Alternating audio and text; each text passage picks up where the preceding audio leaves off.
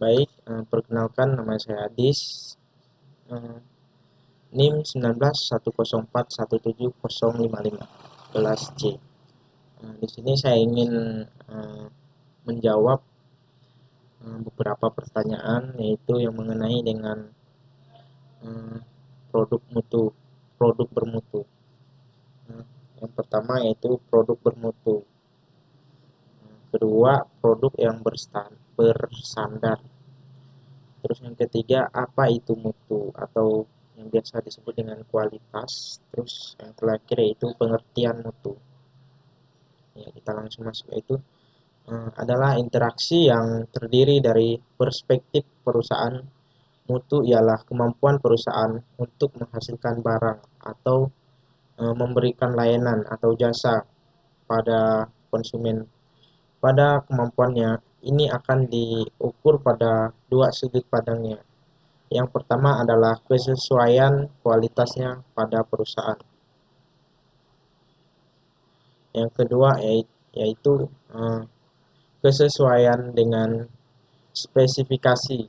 Jadi perusahaan menghasilkan barang dan jasa yang diberikan perusahaan sesuai dengan spesifikasi industri yang tertentu atau tidak jadi sebagian industri. Memberikan persyaratan terhadap karakter minimal yang harus dipenuhi oleh perusahaan untuk yang dihasilkan oleh perusahaan itu sendiri, yang disebut dengan biaya. Perspektif konsumen ialah sebuah penggunaan juga kualitas desain, sehingga konsumen akan memberikan perspektif terhadap sebuah barang dan jasa sesuai dengan penggunaannya, atau tidak, yang kemudian sesuai dengan kualitas rancangan atau tidak yang dimiliki oleh konsumen atau tidak.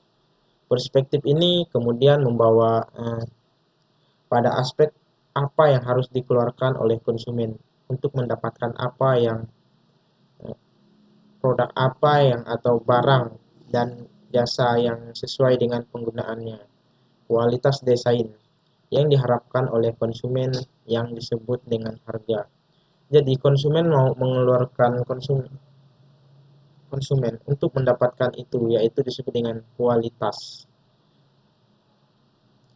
Dimensi mutu-mutu barang, yaitu kinerja, kehandalan dan daya tahan, kesesuaian, kemampuan melayani atau after sales yang biasa disebut dengan sales.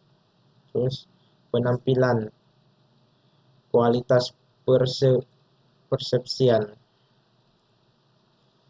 Ukuran mutu untuk sebuah produk, kita bias melihat aspek literatur manajemen, kemudian daya tahan, kesesuaian. Kesesuaian dengan spesifikasi gimana produk itu dihasilkan, kemudian kemampuan melayani after sales, yaitu tahap penampilan. Yang berikutnya adalah kita berbicara kualitas. Jadi bagaimana resepsi mutu itu melekat di benak konsumen.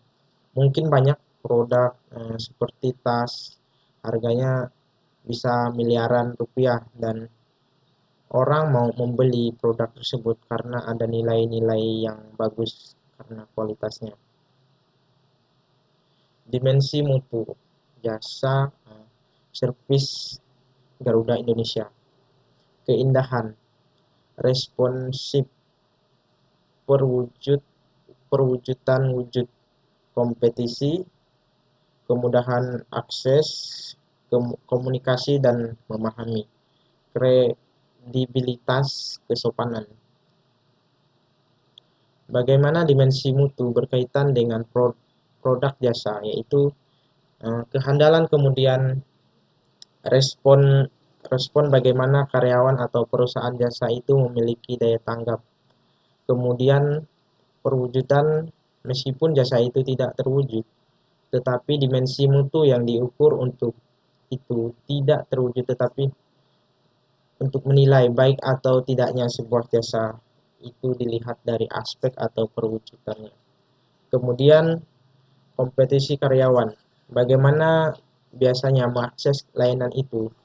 Kemampuan komunikasi dan memahaminya kepada konsumen ini menjadi penting karena kadang komunikasi yang tidak baik, maka pemahaman ini lebih tidak baik juga, atau mungkin akan menimbulkan komunikasi antara kedua belah pihak.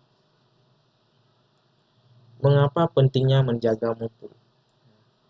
Jadi di sini kita harus, kenapa pentingnya kita harus menjaga mutu, yaitu yang pertama itu bisa meningkatkan penjualan, memperbaiki respon nilai atau harga jauh lebih tinggi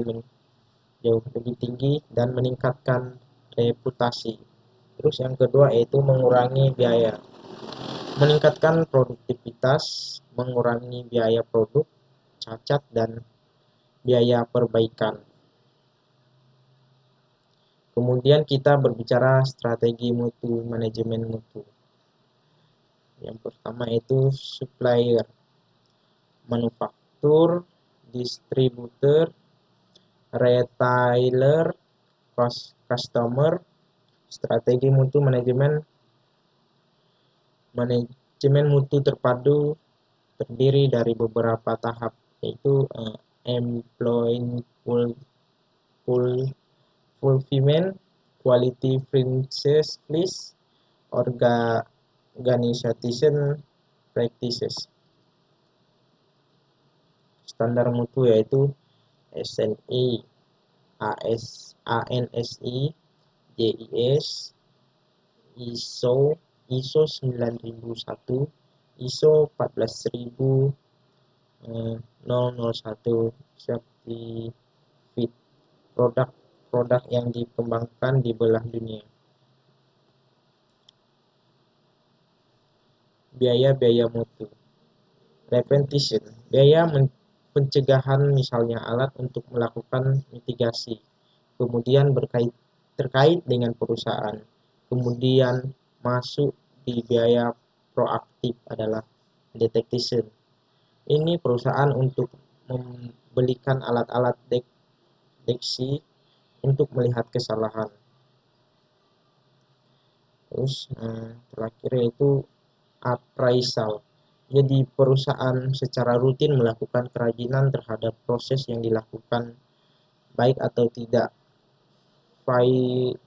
Failure disebut biaya kegagalan, terdiri ada dua, biaya internal dan tidak eksternal. Biaya kegagalan internal ini biaya yang dikeluarkan perusahaan untuk produk cacat dan perbaikan produk. Cacat itu belum sampai ke tangan konsumen, jadi ada sebagian besar produk yang diproses produksi itu cacat.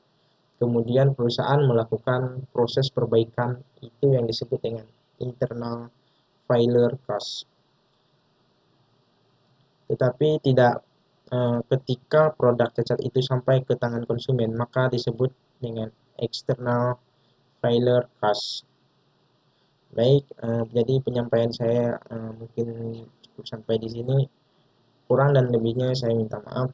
Saya ucapkan selamat siang.